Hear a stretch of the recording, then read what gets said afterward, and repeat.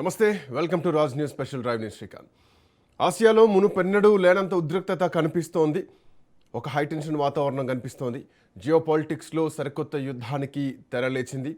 పాకిస్తాన్ ఆఫ్ఘనిస్తాన్ సరిహద్దుల్లో ఎటు చూసినా టెన్షన్ వాతావరణమే కనిపిస్తోంది. పాకిస్తాన్ ఉగ్రస్థావరాల లక్ష్యంగా ఆఫ్ఘనిస్తాన్ డ్రోన్ దాడులతో విరుచుకుపడింది. ఒకప్పుడు తాలిబాన్ను పెంచి పోషించామన్న ఇస్లామాబాద్కు ఇప్పుడు కాబూల్ కోలుకోలేని షాక్ ఇస్తోందనే చెప్పాలి.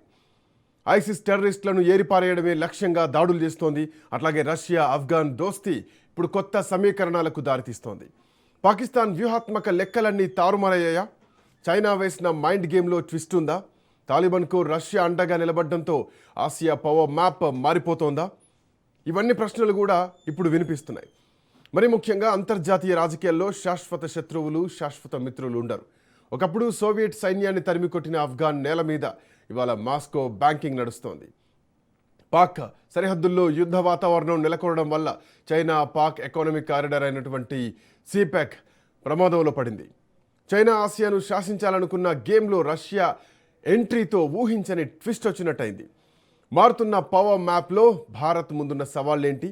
మనకు దొరికినటువంటి ఆ ఛాన్స్ ఎలా ఉపయోగించుకోబోతోంది భారత్? ఇవన్నీ మాట్లాడదాం. పాకిస్తాన్ ప్రస్తుతానికి రెండు వైపుల ఉచ్చుల్లో చిక్కుకున్నట్టే కనిపిస్తోంది. ఒకవైపు సింధు నదీ జలాల విషయంలో భారత్ తోటి, మరోవైపు ఆఫ్ఘనిస్తాన్తో కూడా ఒత్తిడి మొదలైంది.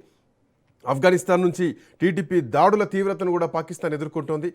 సో భవిష్యత్తులో పాకిస్తాన్ ఆర్థిక పరంగానే కాకుండా అటు భౌగోళికంగా కూడా నష్టపోయేటువంటి పరిస్థితులు కనిపిస్తున్నాయి. పాకిస్తాన్ సైన్యంతో పాటు ఆర్థిక వ్యవస్థను తీవ్రంగా దెబ్బతీసేటువంటి పరిస్థితులు కనిపిస్తున్నాయి. ఇప్పటికే బలూచిస్తాన్ పక్కలో బల్లెంలా ఉంది, అటు ఆఫ్ఘనిస్తాన్ ఇటు భారత్. సో మధ్యలో పాకిస్తాన్ దిక్కుతోచినటువంటి పరిస్థితులకు వెళ్ళిపోయింది.